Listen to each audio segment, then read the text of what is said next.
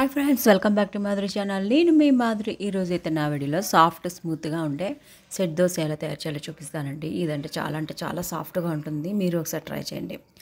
ఒక cup rice తీసుకున్నాను. అందులో అయితే ఒక పావు కప్పు వరకు నేను మినపప్పు యాడ్ చేసేసుకొని, ఒక స్పూన్ మెంతులు, అలాగే ఒక స్పూన్ శనగబ్యాలు వేసేసుకొని దీన్ని అయితే మనం ఒక 6 అవర్స్ నానబెట్టుకోవాలి.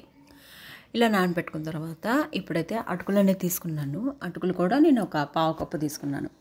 ఇవి అయితే ఒక హాఫ్ అన్ అవర్ నానబెట్టుకుంటే చాలండి. ఇప్పుడైతే వీటిని మెత్తగా పిండి అయితే రెడీ చేసుకోవాలి. కొంచెం మెతకంగానే మనం అటుకులు అనేది యాడ్ చేసేసుకొని స్మూత్ బ్యాటర్ అయితే రెడీ చేసుకోవాలి. ఇప్పుడైతే ఈ స్మూత్ బ్యాటర్ రెడీ అయిపోయింది కదా, దీనిలో కొంచెం సాల్ట్ అనేది యాడ్ చేసేసుకొని రుచికి సరిపడా ఇందులో నేను కొత్తిమీర, కరివేపాకు, అలాగే ఈ ఆనియన్స్ ఇవన్నీ యాడ్ చేసేసుకుంటున్నాను. ఆప్షనల్ అండి. చిల్లీ కూడా మనం క్రష్ చేసి వేసుకోవాలంటే వేసుకోవచ్చు.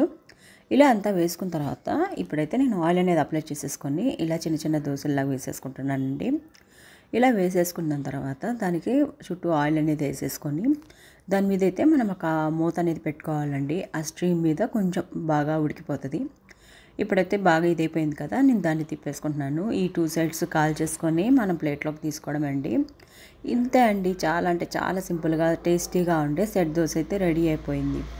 ఇది మనము ఒక చల్లారిన తర్వాత తిన్నా కూడా చాలా స్మూత్గా ఉంటుందండి. ఇంతే అండి.